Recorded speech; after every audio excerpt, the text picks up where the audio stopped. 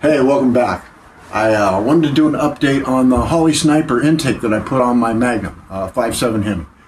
Actually, there's been some upgrades and we'll get into that. But before I do that, I've seen some more videos out there where people are freaking out because the fuel rails don't fit the fuel injectors on a Mopar.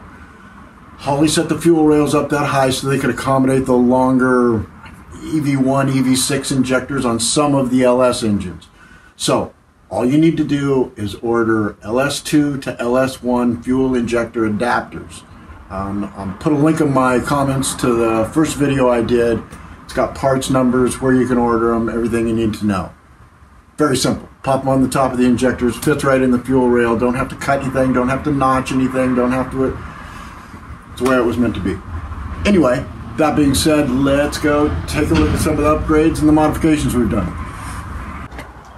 So the one thing I did since the last video was I changed out the throttle body. I originally had the BBK. I was having problems with the tuning on it. Again, it wasn't from the BBK, it was my lack of knowledge with tuning, because most of my experience comes with set screws and carburetors.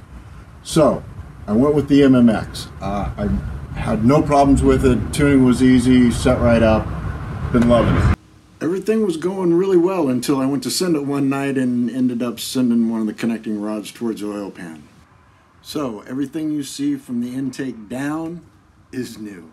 Arlington Performance Forge 392, custom heads, custom cam, and if we flip it upside down, we went with the Stainless Works long tube headers, a Southern hot rod transmission, and some custom S pipes from Stainless Works also, with QTP cutoffs mounted to them. So the only problem we had once we got it all back together was it was stalling at low idle whenever the engine was under load, and with the higher compression we thought it might be a vacuum issue, so we decided to put a PCV valve back in it.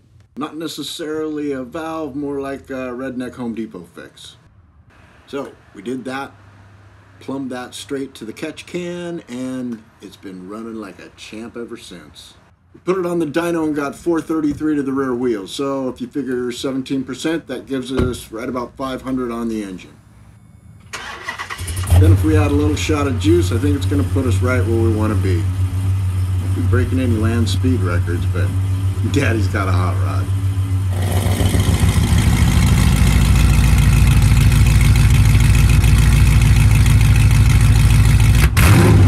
Oh, she's still a little cold.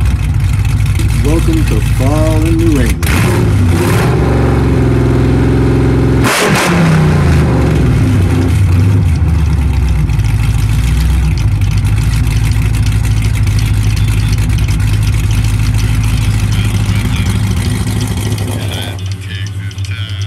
Thanks for watching. Hope it helped. Take a second and hit that subscribe button for me if you would, please. It'll help me make more of these. We got to figure out a way to put all this power to the ground. Thanks again. Stay safe.